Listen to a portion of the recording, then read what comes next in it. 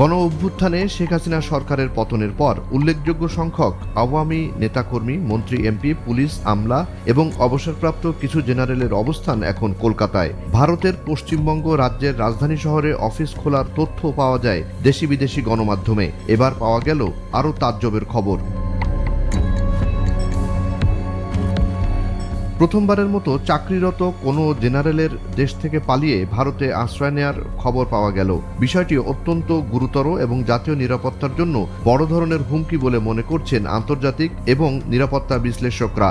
মানবতাবিরোধী অপরাধে অভিযুক্ত ফ্যাসিস্ট শেখ হাসিনার সাবেক সামরিক সচিব মেজর জেনারেল কবির আহমদের বিরুদ্ধে গ্রেফতারি পরোয়ানা জারি করে আন্তর্জাতিক অপরাধ আদালত। এরপর সেনা সদরের থেকে জানানো হয় জেনারেল কবিরকে খুঁজে পাওয়া যাচ্ছে না। গণমাধ্যমের অনুসন্ধানে পাওয়া গেল আরও ভয়াবহ খবর।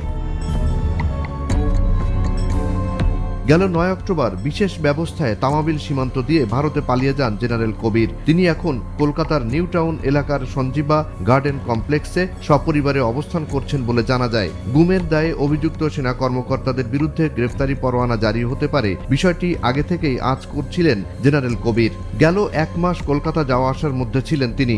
এই সময় কলকাতার বারাসাত এবং নিউ টাউন এলাকায় অবস্থান করেন। গণমাধ্যম সূত্রে জানা যায়, এর আগে পালিয়ে যাওয়া আরেক সেনা কর্মকর্তা অবসরপ্রাপ্ত লেফটেন্যান্ট জেনারেল আকবর হোসেনও পরিবার নিয়ে অবস্থান করছেন সঞ্জীবা গার্ডেনে। বহুল আলোচিত খুন হওয়া আওয়ামী লীগের সাবেক এমপি আনোয়ারুল আজিম আনারও এই সঞ্জীবা গার্ডেনে ভাড়া ছিলেন এবং এখানেই খুন হন।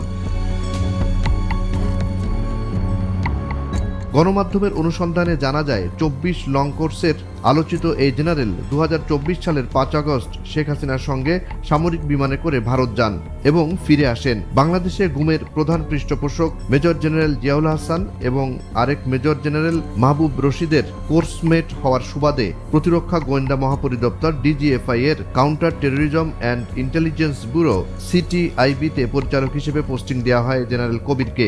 পরবর্তী সময়ে পদোন্নতি পেয়ে প্রধানমন্ত্রীর সামরিক সচিবের পদ লাভ করেন তিনি।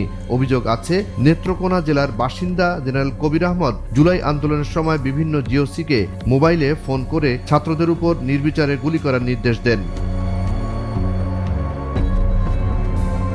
এদিকে গেল ১১ অক্টোবর ঢাকা সেনানিবাসের মেসে আয়োজিত এক সংবাদ সম্মেলনে বাংলাদেশ সেনাবাহিনীর adjutant general major general Hakimuzzaman জানান, মেজর জেনারেল কবির আহমেদকে অবৈধভাবে অনুপস্থিত হিসেবে ঘোষণা করেছে সেনাবাহিনী। তিনি বলেন, মেজর জেনারেল কবির না জানিয়ে অবৈধভাবে ছুটিতে গেছেন, বিষয়টি তদন্তনাধীন রয়েছে।